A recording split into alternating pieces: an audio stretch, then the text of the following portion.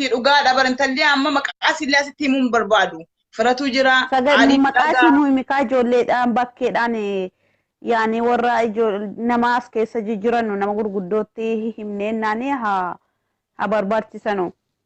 Maqaa si gara keessaatiin kottaa na gaafadha. Sa'aatii kana uummanni Ayya gara keessaatiin naa himee jarra akka Ustaaz Hamza Haashimii siin jiraniin ijoolleen baay'ee namni bebbeekamaan akka keessa jiran waan ta'eef waan rakkoo guddaa ta'e akkasii jara akkasiitiin haasofneeti waan sirreessina. Amantalli kun jechuudhaan asirratti yoo maqaa si waamee kanisii kanas kanisii sanas uummanni akkuma beeku gandummaadha jedhee ammoo hafarsuu eegala. Asirratti maqaa si hin himnu qoy kun sifan dhufteetti giifti qoy dhiifama na si galcha. Maqaa si yoo kaane waamne gandummaadha maali jettanii ammoo hafarsuu eegaltani jechuudha. Nu dhimma gandummaa dhimma maali hin qabnu. Badii jiitu jimma si fergee jasifan jimma. Amma yoo dubbii kanaasitti gabaabsine intalli amma bakka manaa baafamte kun bakka beeknu. Yaa suudiin geenye bakka jirtu achuma keessan jira nagaara jettee wanti isin dubbattee jiru bilbilli isin dadaqu meeshaa harkaa fuudhanii jiru qarshii isin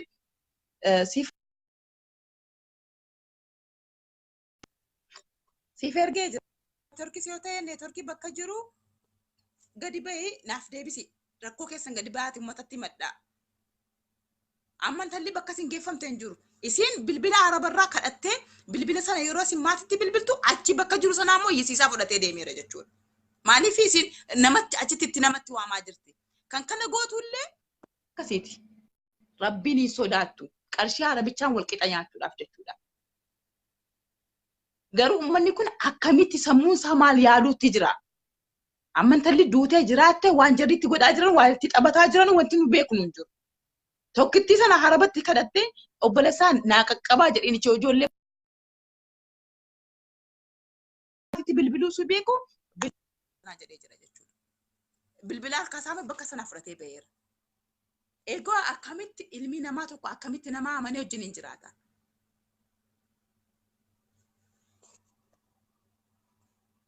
Bashtanya dhiira fakkaatee muchastuun naftoo zimattoo akka dhalaa afaan sana irratti banaa. Bayaasi. Bashtanya ulla kalb isi akka keetitti kan dhaqee lammii ofii gurguru garaa isaatii ruuzatti guuttachuudha jedhee jechuudha. Ati dhiiraa miti akkamitti garaa kee guuttattee dhuftee asirratti dhalaa arrabsita. Wabaa. Facebook asii amma mucattiin jechuudha ijoolleen baareenin keessa iqaamaa ala qabdanu deemtanii waan kana seeraan beeksiftanii deemtanii seeraa wajjiniin intalatti amma ijoollee akkas ijoollee dhalaa gurgurtu kana. Nu baasuu dandeessanii kottaa gara keessaatiin naqunnamaati intalasi amma dhokfamtee jirtus intala amma ijoo shamarraanitti akkas gurgurtu kanas maqaasi kottaati gara keessaatiin nagaafadha gara keessaatiin isinii kenna yoon amma ka'ee waan asirratti mamaxxansine maal jenne intalattiin amma baddee kunis maatiin rabshaa keessa galu akkuma keenya situu siitis haati kee yalla sifan jimmaa Allah maachi intanaaf bilbilli kee didee jira ijoolleen bakka biraa amma achi keessa teessanii dubbii kana beektan intala Sifanaati immoo gadi ba'e bilbila kee sirreessi lammata naa ergi kanaafu ijoolleen dandeettii qabdanu ijoolleen deemtanii seeratti dhiyeessatan intana kana hojii kanarraa dhaabbisiisuu dandeessanu gara keessaatiin kottaatiin maqaasii ijoollee baareen qofa jirtanuuf ijoolleen dandeettii kana qoftanu qabdan qofti kottaati ijoolleen immoo tifozoonsi sobdanii akka nama namaana intalatti maqaasini waamuu nan danda'a gandasii dhalootas bakka hunda narkaa jira jechuudha garuu asirratti immoo maxxansu ammoo akkuma bartanii wal nyaachuu eegaltu jechuudha. Hala. Salaam alaikum. Hala. Hala. Sabboontuu keenya akkam fayyaa keetti nagaa keetti jirtaa? Alhamdulillah. Ati Bahreeniin jirtaa? La baaraaniin jiru yaaduma kan kee kana siif deebisuu jedhee yookaan yaada kana irratti waan tokko anis keessa bu'u siyaasaa jedheetani malee hangaruu Saudi Arabiyaan jiran.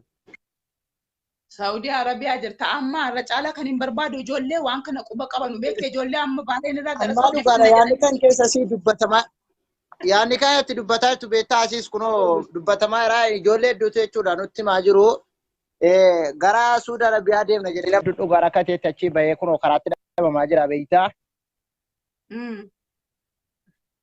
Kanaafuu jenna yaannati kaaste kun osoo keessa galamee baqa gadi fageenyaan dubbichi hubatamee wanna akkasii kun ustaadota tokko biraan gaamee yaa'anni kun furmaatatti godhamee hedduu namatti tola. Garuu haa ta'u malee akka jettee anuu gaddaa jechuudha ijoollee meeqatu waan akkasii achi kan quba qabdaa laata yookaan immoo wanni kun dhuguma akka jedhamu dhufee as ga'aa jira laataa jedhanii dubbannaan lakkeen quban qabu waan akkasiis hin beekan. Oomma yaada kana keessa galee waan adda addaa dubbadee jedhe mungkin namni immoo akkuma tamatti gandummaadha dheeniyyee waan akkasiin an gaafattiin an quba isin qabu an kan hin jiraadhu suudiidha malee dallaalummaa akkasitti qabu deen nama hedduu na gaafanaaf irraa deebisee ture siin jechuu barbaadesan.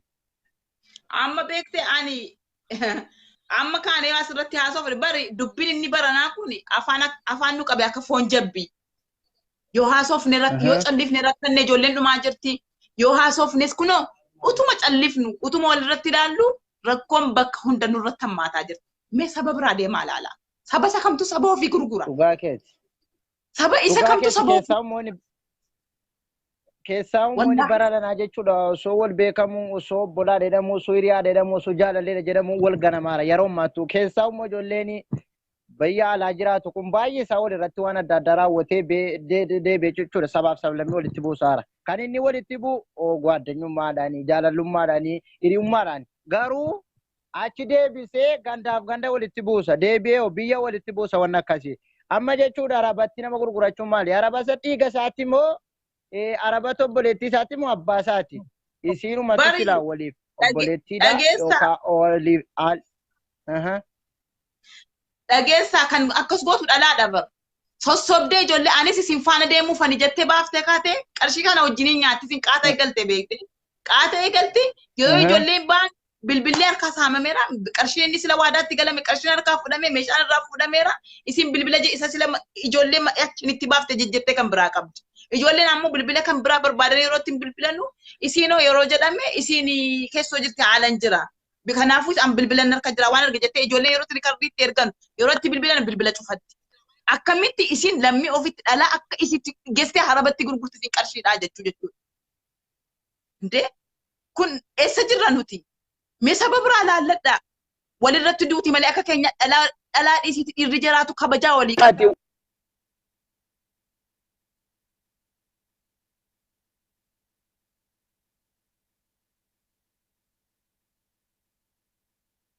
Wachireen gadda ijoollee makaaratti raawwatameef kun wal qabachiisa. Ummata akkasiitiin ummata walitti buusee jechuudha. Ummata wal fichisiisee ofii isaatiif jechuudha. Ruuzaan jiraatee yookaan arabaadha arabuma wajjin jiraatee boor gandaatti galee maqaa bitachuu barbaadu guddadheedha jedhe. Garuu biyyaaf osoo hin ta'in maatummaa ofiitiif guddata. Maaliif arabarraa nyaata akka Oromoo kataa gurgurate. Dhiigataa nyaata dhiiga Oromoo gurgurate. Isa akkasiiti jechuudha. Wanni akkasii wanni godhamuu qabu irratti dubbatamee intalli dhufteetti intalli amma rakkoo kana dhufteetti himte intalli dhufteetti isinillee kun obboleettii bira bara maal bira deemuudha isinillee qophooftee kaatee isinuu haftee naasuu intala kanaan ijoolleen baay'ee hafte kun dhufteetti qoy isii galchee kan deebisee carraasii kenna. Okay, ishi galatoomiyaa. Ishi baay'ee. Gifti seni me yeroo meeqa si ergee ati gali rakkoo keessanii maddu jennaan rakkoo neetworkii ta'ee rakkoo hin beeku ijoolleen immoo beeruuturraa dubbadhu naan jettan rakkoo beeruut jiru keessaa wanti quba qabu garuu waa'een kun ganama natti himamee biizii ture irraa baay'ee rakkoo baay'ee jira. Wayye salaamu alaikum sifanii maal neetworkiin kee? Waalaikum salaam warahmatullahi wabarakatuh. Dhiifama godhee arabatu shabakaan wanti godhatte. Abshir rakkoon jiru meerraa dubbadhu ijoollee baay'ee nama hordofan baay'eetu jira na caalaa situ dhimma kana qaba dhimma kanarraa bareechi dubbadhu giifti ko. Okay, atillee duraan dursee kana carraanaa kennuu keetiif galatoomee ijoolleen ajjara jirtan immoo warri jaalalleen suudiidha akkana ijoollee mataa dhawwee minaamin jettan rabbiin ofirratti soraadhaan jedha isa jalqabaatiif isa lammaffaatiif immoo na fulchaan illee takkaalii biratti haasaan tokko dubbadhee hin beeku. Gara yaada kootitti yeroo deemu immoo amma intalli kun intala Arsiiti beektaa? Ishee. Intalli kun intala Arsiiti majammaraa gaafa dhuftee anaanaasofte beektaa intalli kun? Ana softee ati akkami mana xalabaa jirtaa? Mana xalabaan jira yoo amma ergi dhuftee akkas waggaa tokko wayii guuteera akkam bakkee boo dhiiftee anasitti bakkee boo isin soraadhaa duraanis immoo gatiin biyyuma dandayyuu gatiin deemeen beeknes waa'ee deemsaa kana isin soraadhaan jedheen. Innaan asirraan suudii deemuun feetaa ijoolleen asirraan baay'ee suudii deemaa jiru erga mana xalabaatti rakkataa jiraatteen jedheen jennaan ani siistariillee achiin qaba garuu deemsa kana baay'iseen awwa waan inni soraadhaan jedheen. Booddee mucaa kanaa fi siistarii koo walitti agganaan suudiidha jechuudha. Isiinillee abbaa manaa kootitti jettee namticha tokko achiin barsiifteetti suudiidha. Abbaa manaa kootitti jetti gaasii yeroo jettuuf. Intalli. Intalli. Ayyee. Amma yeroo kana keessatti ishi jennee bakka obboleettiin koo ittiin haasoftee silkii araba sanaa sirkaa fuutee silkii namtichi waa tokko rakkina hin qabu waan nagaadhaan fidaa minaan asirraa gadhiyoodha. Sa'aatii afurii yoo jabaate dhufeera yaadiinsi ga'uun sa'aatii afurii isiniifan fida waan arge jedhee bakka ishi jenneen anis amaneeraa mucattiis amaneeraan isiinis abbaa manaa koo bira dhaquufan jettee duraan suudiin hojjetaa ture suudiidhaa qabamee hin galee jettee bakka anis amaneeraa wajjiniin deemna jennee bakka kutannee teenyuu nu amma ijoollumti aggaaroo qofti nama 5 guunneerra hin deemne bakka deemuudhaaf egaa si amannee bakka siidhaa wajjiniin deemuudhaaf turre. Amma inni akkasiin namtichi jette egaa amma mucaan kun rakkinis yeroo itti danannu bakka lamatti ba'a jette. Namni lama na duukaa baati nama lama namni 3 immoo qophaa keessan hin ba'a jette. Akkamitti ishina baroodha bakka rakkoon qabu hin qoodamna jennee bakka lamatti baanee jara nu kamisaa baasu jette isin warra sadan hafe kan ammoo jumaataa baasu jettala. Annaa ishi jennee bakka rakkoon qabu jennee amma ijoollee kana lammanii waliin agganaanyeenee ragaalaa warra isii wajjiniin adeemtu jennee kanaan. Ayyee. Ishi jennee ijoollee kana anis ijoollee silkiidhaan dhufanii na baran kana hin beeku ijoollee godinyaa kota akkanas hin deemuudhaaf karaa akkasii nagaata argameenyaan ijoolleen sun immoo ba'anii bakkee jiru beektaa. Bakka silaa hojiin bakkee kanatti argamaa hin jiru deemnee hojjetanna ergi dhiyoo ta'e birrii amma kana kaffallee deemnee iddoo hojjetanna jedhanii jarris murteeffataniiru ammatu akka jennu hawwaluma baasu wada dhufee mucattiisii kana baasee mana xalabaatii beektaa isitti amma baddee dhabamaa jirtu kana. Isii baasee geessee iddoo kaa'ee silkii isii maal si harkaa fudhatee biricha harkaa fudhatee iddoo kaa'ee dhufee isii harsii kan isii dhaqeen jiraafsiitii fi godinyoota keessii hafte baasee dhufa ati asuma taa'in jedheen egaa akka isiin harsii kun nutti himtutti. Booddee ammas ittiin dawwalee isiin keenya shabakaaran jirtu isiin kun ala jirti atammallee deemnee ammallee namtichi dhufee nan baase atammallee deemnee jedha ammas dawwalee ammallee dhufee nan baasetuma jettu booddee baatee bayeera kunoo intala nagarree jette qodaan siimmoo makiinaa keessa jiraannu jette laa duraan nu sobdee. Ani immoo geessee fooqee wayii tolla galchee fooqee arfaffaa kana keessa jirti olitti dhaqini jedhinaan jedhee jennaanan ani immoo dhiirota achi keessaa wacaa jira baay'inaanii. Ijoollee dhiiraatu wacaa jira olitti galuu sodaadheen barandaa taa'aa jira jette. Ati akkamitti silkii fudhattee silkiin akkamitti banaate atoo mana xalabaatii baate namni mana xalabaatii ba'e masmaran cufata akkamitti jennee qoran. Booddee achuma masmara kana cufatte laafuma masiitii nu jalaa. Booddee tuma teenyuu halkan irraa intalli kun silkiin si harkaa fudhameera silkii arabaa wayii kadhattee biyyatti gad dawwalatte obboleessa ofii. Annaa obboleessatti dawwaltee lakkoofsa ijoollee achi jiran nu dafiinaa kennaan cinqii wayii keessan jira jettee ala tokko qofa. Intalli ittiin badde. Yeroo akkas jedhamu keessatti yeroo intalli akka jettu keessatti obboleessitu lakkoofsa sana baasee lakkoofsa ijoollee jirtu godinyaa isa irratti cufaniiru beektaa.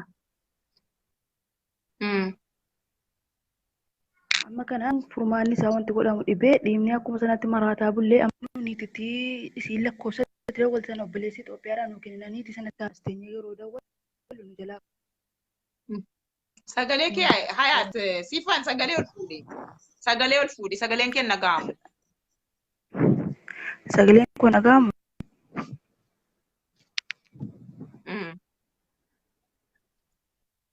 Amma dhagaa. Amma nagama. Abet nagama mama. Amma sitti nagama. Amma. Okay, amma kana booda niititti isiin ittiin silkii kadhattee dawwalte sana yeroo nu silkii situ. Tala asiyobeen tala xiqqoo akkasii wayii jettee jenneeni Sa'aatii sadiif asuma keessatti cinqii wayii keessa turte amma immoo asii fudhatanii baaneeru nuun jedhu sun.